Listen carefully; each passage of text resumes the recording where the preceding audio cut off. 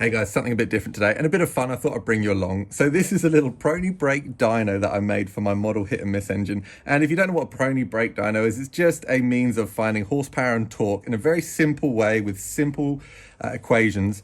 But I thought, why not bring you along? Let's make a bit of a video of it. This is a little model hit and miss engine, and it runs, well, it's actually a 4-stroke engine, but it runs 2-stroke fuel to lubricate it. And what I'll do, we'll get you set up.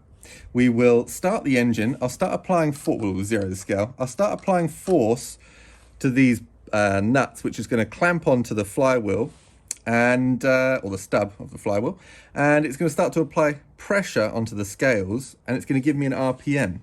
With those two numbers and the lever length, we can find out how much torque and how much horsepower this little machine is making. So without further ado, let's zero the scales and we'll go from there. So we just want to make sure there's no resistance on this lever.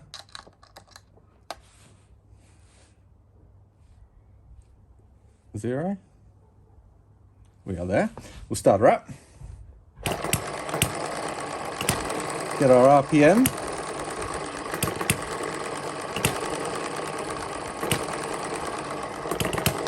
Now, of course, everything's moving slightly. I'll try and be as accurate as I can, but of course, this is just a little basic setup. Let's get some fuel in there and give the carb a bit of a tune. That's fine, couple of grams. So let's start putting a bit of force onto this crankshaft. A tiny bit lean, let's give it a bit more fuel. That's it. 15 grams at 1030 RPM. 14 grams at that same number. Go on, go on, go on, go on, go on. 34 grams at 960 RPM. Oh, we're at 1000 RPM. 44 grams, go on. 45. 45 grams. What was it, 960 something? We'll redo the test one more time and make sure we're fairly close. I'll have to look at the numbers back so I can do the equation. Still zeroed out, we're accurate there. That's now nice and loose. Let's start her up again.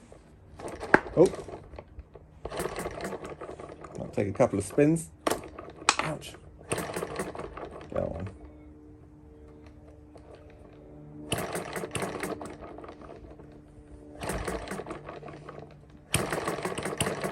You can do it.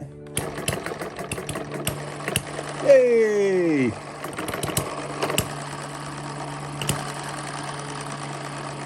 I'll just let it clear the crankcase, or the cylinder head out a bit.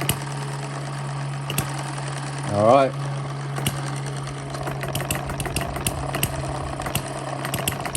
Let it level itself back out again. 1000 RPM.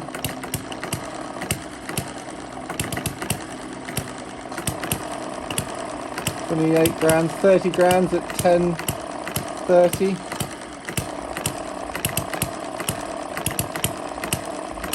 29 grams at 10. 1000 RPM with 35 grams, 34 grams. Go on, go on, go on, go on, go on. Go on.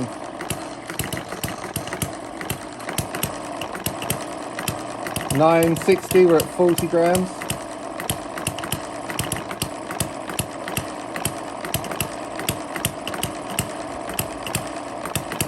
$960, we're at 40 grams still.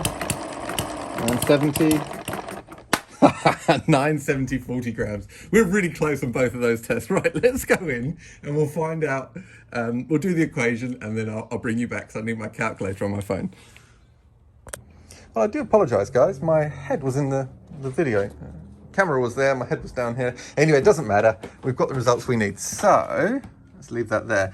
Test number 1, 950 RPM at 45 grams of downward force it was producing. We need this in pounds. And so that's 0.099 pounds. We take that, times it by the lever length in feet. Well, that's 0.5, we're half a foot. And that gives us 0.0495 pounds-foot of torque. Going to go to 2 decimal places, 0.05.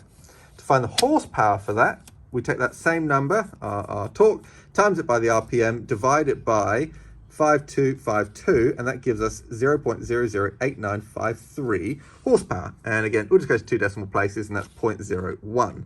Test number 2, we had 970 RPM and 40 grams, so very, very similar, very close. That's nice and good to be able to get that repetitive result.